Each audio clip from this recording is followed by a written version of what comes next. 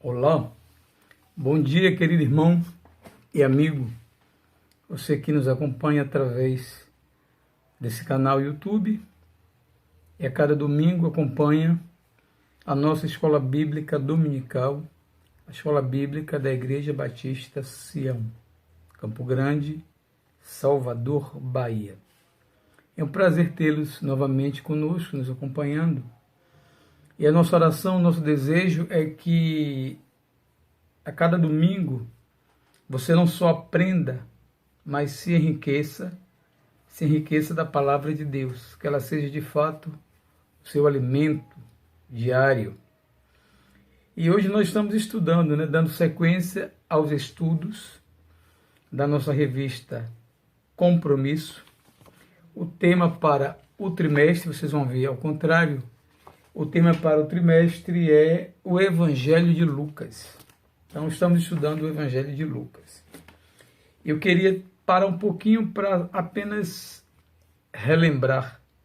Nessa altura do campeonato já sabemos, não digo muitas, mas algumas coisas, algumas informações sobre o livro de Lucas, que são importantes para a compreensão da nossa lição.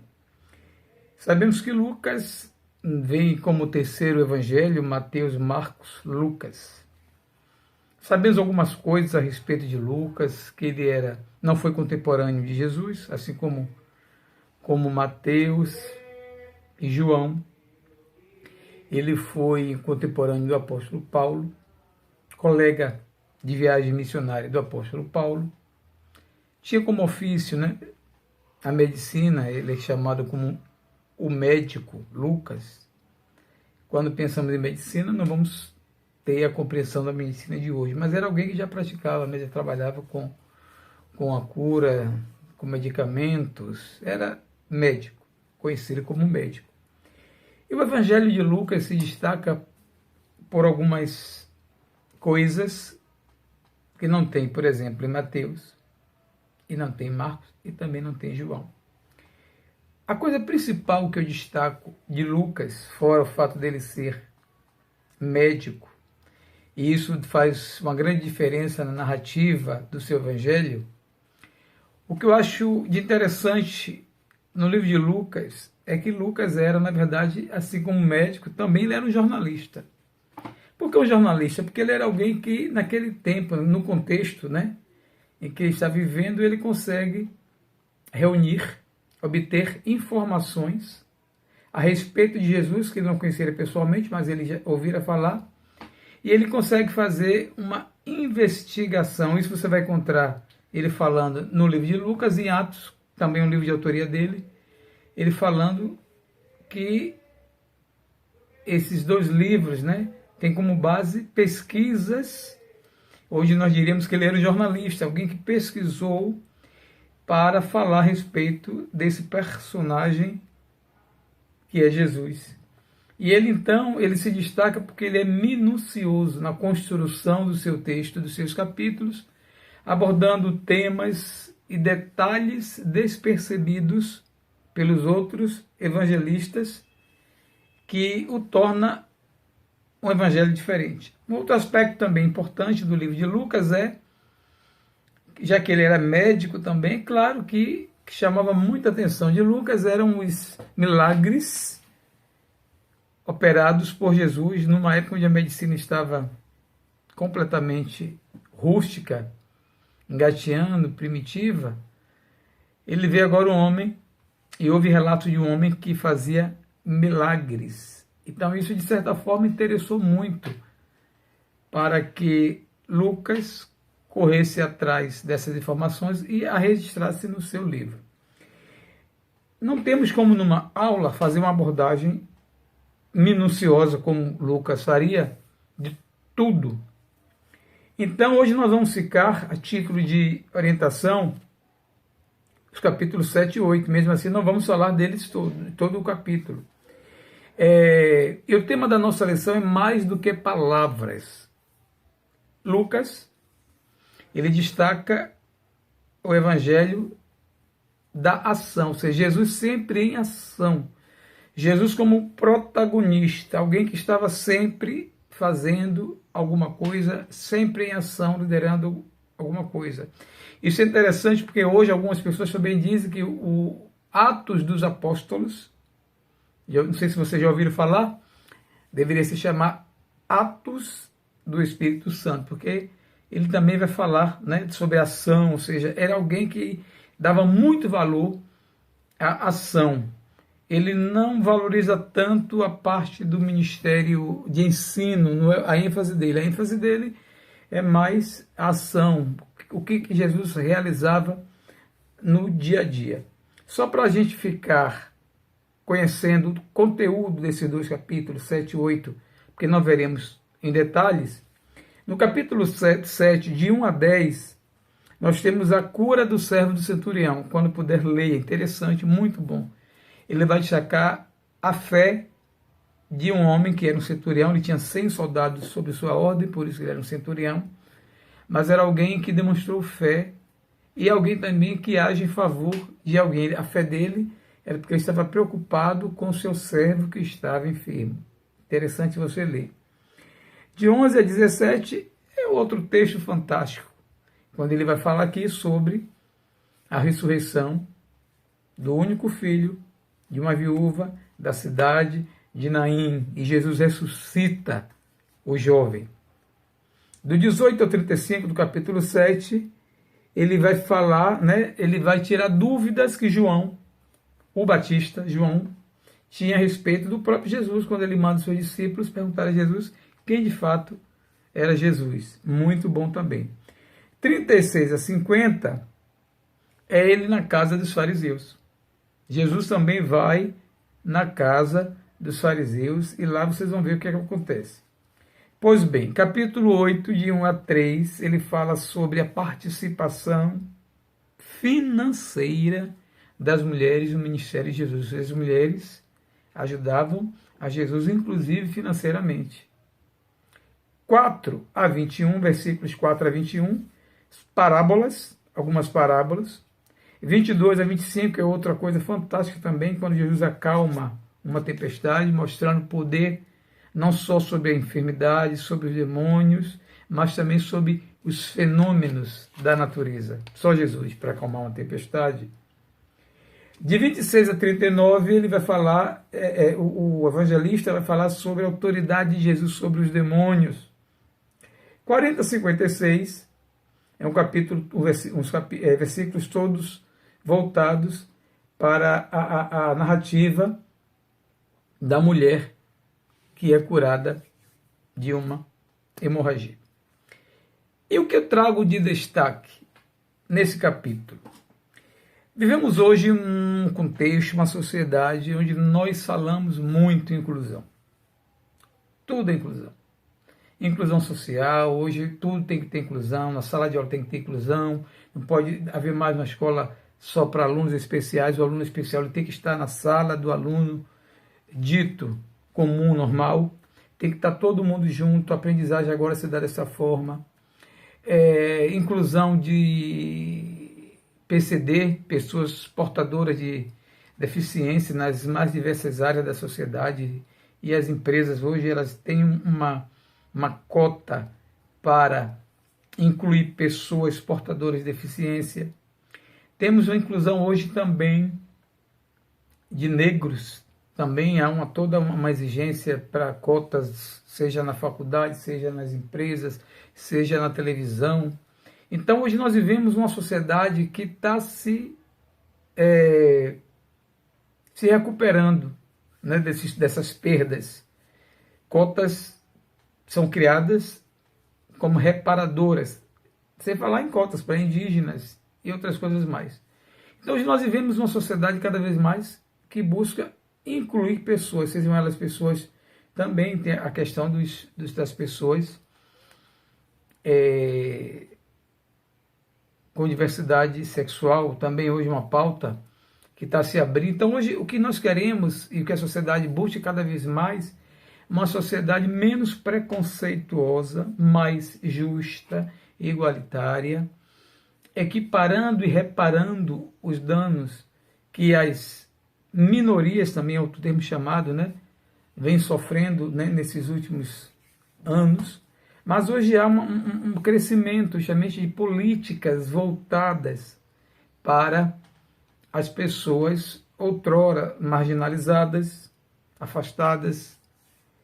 Então, há toda uma proposta no âmbito, na esfera pública, política e também nas igrejas. Eu lembro quando, há cerca de 30 anos, talvez, de 30 anos para cá, a igreja se despertou para uma coisa tão simples,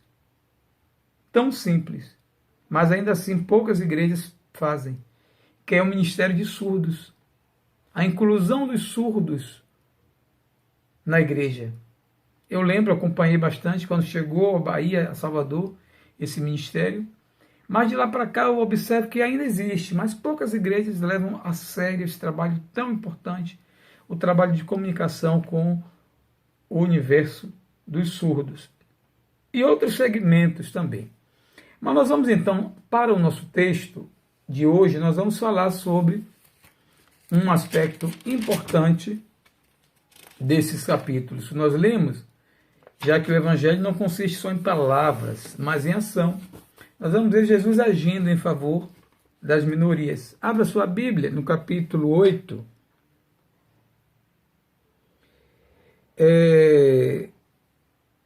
Jesus aqui está falando quando, no versículo 40,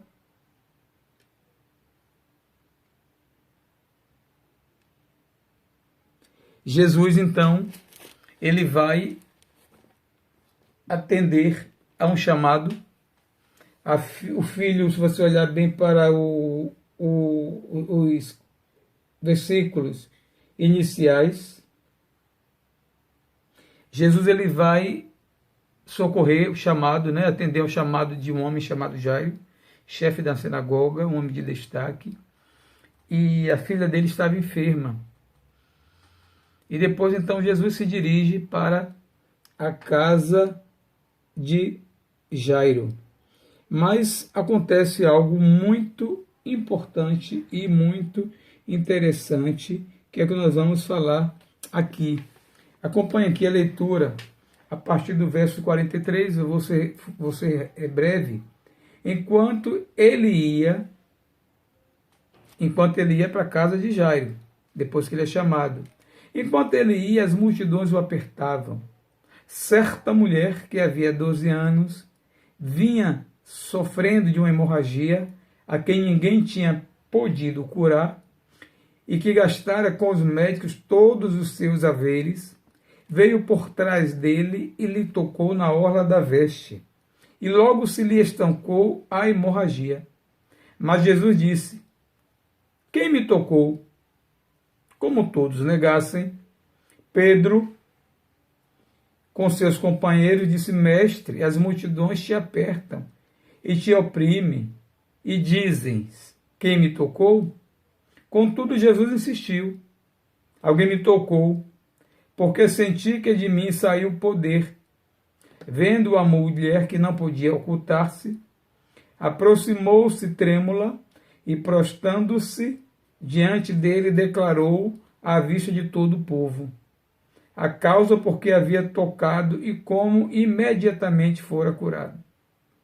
Então lhe disse: filha, a tua fé te salvou, vai-te em paz.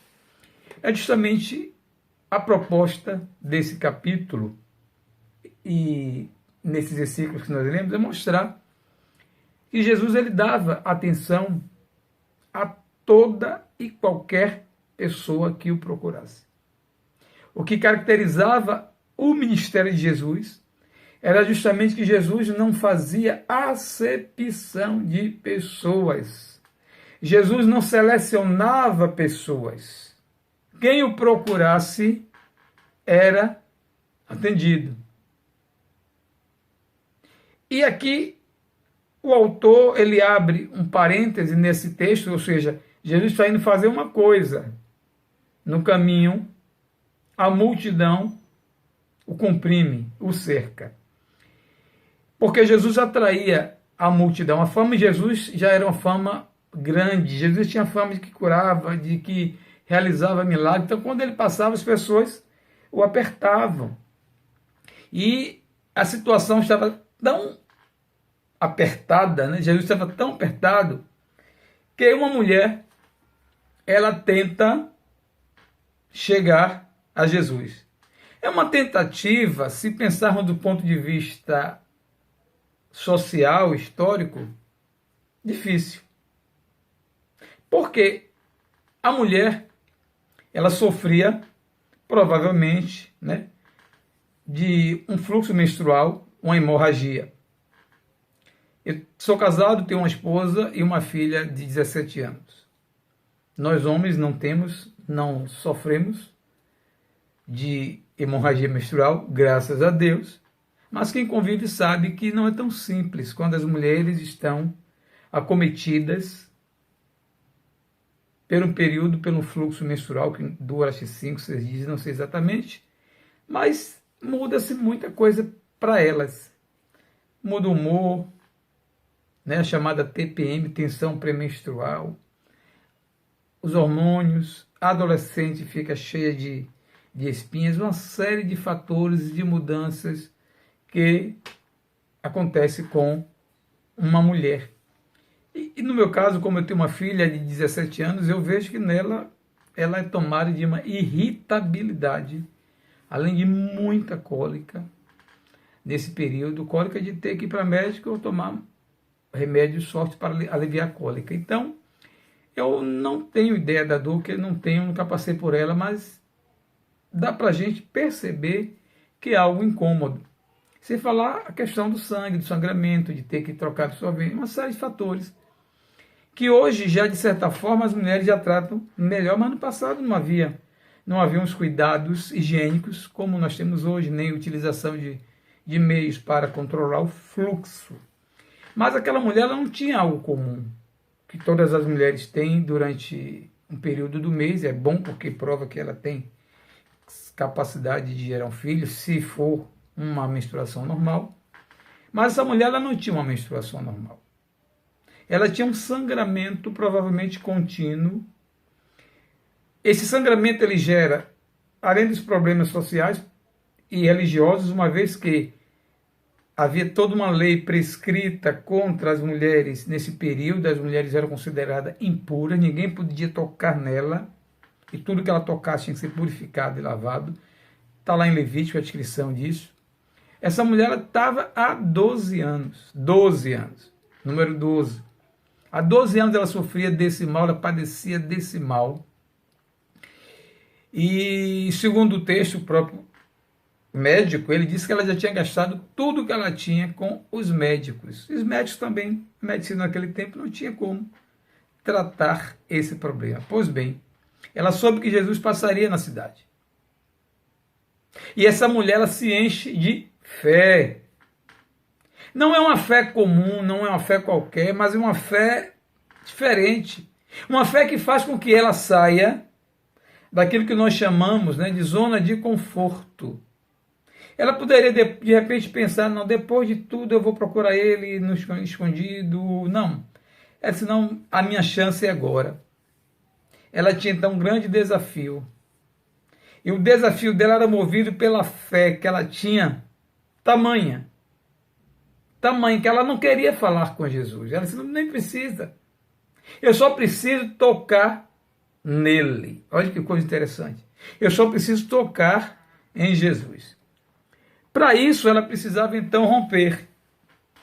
Primeiro, romper com a sociedade que a discriminava pelo fato dela ser uma mulher impura. Toda a cidade provavelmente sabia quem ela era.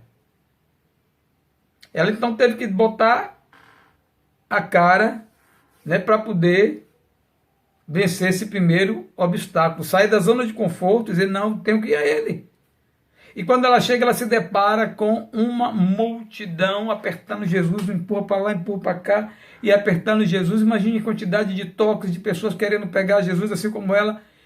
E não sei se vocês já estudaram que Jesus, assim como alguns judeus, usavam uma roupa especial, e nessa roupa tinha um cordão é esse cordão que fazia parte do que o texto vai chamar de orla. Era um cordão especial que alguns judeus usavam, inclusive Jesus. E ela queria tocar. E quando diz alguém me tocou, interessante, não diz o texto que tocou nele, na carne, tocou na orla do manto, ou seja, nessa franja, nesse pedaço de tecido, nesse cordão que Jesus usava. E quando tocou, algo diferente aconteceu. Por que algo diferente? Porque Jesus sentiu um toque diferente dado por essa mulher. Por tocado ele estava, a multidão estava tocando nele. Mas agora essa mulher toca em Jesus com uma fé nunca vista. E Jesus então pergunta, quem me tocou? E os discípulos, mas mestre, como é que o senhor faz uma pergunta dessa? No meio dessa multidão, vamos saber quem te tocou. Coisa interessante, coisa fantástica. Pensar que um Deus, mesmo em meio a, já temos bilhões de pessoas na Terra, Ele nos conhece individualmente. Ele sabe quem somos, Ele sabe quem sou eu, Ele sabe quem é você. Individualmente. Bastou aquela mulher tocar nele, e um toque diferente, um toque de fé. E Jesus disse assim, alguém me tocou. E os discípulos perguntam, como alguém te tocou? É claro, não. Jesus disse, não. Alguém me tocou de uma forma especial. Alguém me tocou porque de mim saiu virtude. De mim saiu poder. Irmãos, a fé dessa mulher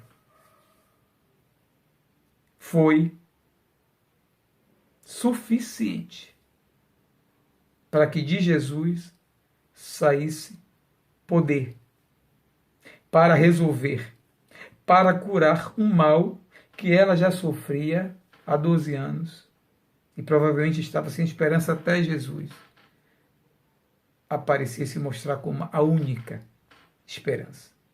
Ela toca em Jesus e ela é curada. Que coisa interessante. Podemos daí extrair muitas lições para a nossa vida. Sabemos que a fé é importante. Mesmo uma fé pequena, ela é importante para que Deus opere milagres. O próprio Jesus fala. Mas a pergunta que cabe hoje no estudo dessa lição é, como anda a sua fé? O que você tem feito? Já que estamos também falando de ação, fé é ação. O que é que você tem feito? Quais são as suas ações com relação à sua fé? O que te faz ser de fato uma pessoa de fé? Nós somos pessoas de fé. Sem fé é impossível agradar a Deus. Será que a nossa fé é uma fé duvidosa? Eu confio, eu tenho fé até que surgiu alguma coisinha, essa fé já é modificada, essa fé já é alterada. A nossa fé precisa ser uma fé substancial. Uma fé que resulta em ação. A fé nos chama para ação. Se eu digo que eu tenho fé, mas fico na minha deitado, sem fazer absolutamente nada, não. A fé envolve atitude. A fé envolve ação. Ter fé é ter uma vida de ação. Se mover em direção a Deus. Claro que o impossível, quem faz é Ele. Mas o possível nós fazemos. Essa mulher, ela fez o possível. E praticamente também, dentro das limitações dela, o impossível, que era romper com a barreira de homens que não davam acesso às mulheres, não priorizavam, não podiam até dizer, não, vamos agora criar aqui uma lista e vamos ver as prioridades, Jesus vai atender a todos, não. A mulher não tinha valor nenhum, ainda mais uma mulher naquela situação que não podia ser mexida, tocada, porque as pessoas seriam impuras também. Ela então rompe com obstáculos. A fé nos leva a romper e vencer obstáculos. É outra coisa importante. Como anda a sua fé? Pergunto novamente. Como está a sua fé? Fria? Apática? Uma fé diminuta? Ou uma fé que aumenta? Aumenta em meio às temperaturas, em meio à pressão, em meio às lutas. Como nós cantávamos, ainda não sei se mais cantamos, né? Cada vez que a minha fé é provada. A fé sobre provas. Como anda a sua fé? Então essa mulher, ela demonstrou atitude quando ela rompe barreiras e quando ela coloca no seu objetivo, ela tem como foco, não, eu vou chegar a ele. Nem que para isso eu passe por debaixo da multidão. Mas não quero nem tocar nele. Eu quero tocar no seu manto, na sua orla, no seu vestido. E é o que ela faz. O suficiente para sair de Jesus poder. Uma segunda lição. Precisamos de fé, irmãos. Atitude. E quando nós tocamos em Jesus, diferente daquela mulher, hoje não temos esse acesso físico à pessoa de Jesus. Mas hoje ainda, através da nossa fé, nós podemos tocar no coração de Jesus. É quando a nossa fé move o coração de Deus. E Deus diz, não tem como resistir. Quantas orações, irmãos, são respondidas por conta da nossa fé. Quantas mães que oram por seus filhos incessantemente têm as suas orações atendidas porque não desistem dos seus filhos, dos seus esposos, porque oram com fé. Fé é vencer os obstáculos. Fé é foco. É não deixar que nada atrapalhe a nossa fé. A nossa fé em Deus não pode ser atrapalhada por nada. Então aquela mulher, ela toca em Jesus. E imediatamente sai de Jesus um poder tremendo, capaz de curar a hemorragia de uma mulher que já tinha 12 anos, padecendo, sofrendo, gastando o que pôde e que não pôde. Ficam grandes exemplos, grandes lições para a nossa vida hoje. Que a fé dessa mulher seja uma inspiração para as nossas vidas hoje. Precisamos também aprender com essa mulher. Tocar no coração de Deus. Tocar através de Jesus. Então aquela mulher, ela recebe a cura que ela precisava. Então a fé, irmãos, é importante na nossa vida. E Lucas, ele vai destacar justamente isso. Jesus, ele não age preconceituosamente, dizendo, por que essa mulher me tocou? Jesus não podia nem ser tocado por uma mulher na condição de impura. Os judeus também falariam disso, mas ele não está preocupado com o preconceito nem com o julgamento. Ele estava preocupado em levar a salvação, a cura, o milagre para aquela mulher e para qualquer outra mulher. Por isso Jesus, ele inaugura. Hoje fala-se muito em sororidade. Eu nem sabia exatamente o que era sororidade. Meu filho e minha filha me disseram que é a empatia de mulher para mulher. Eu nem sabia. Hoje fala-se muito nisso. Muito antes de uma expressão como essa, Jesus já praticava a empatia, o amor por qualquer pessoa, independente da sua condição. Queridos, que neste domingo o Senhor complete no seu coração a sua palavra, trazendo para a sua vida mais fé, foco, confiança em Jesus. Que Deus o abençoe. Amém.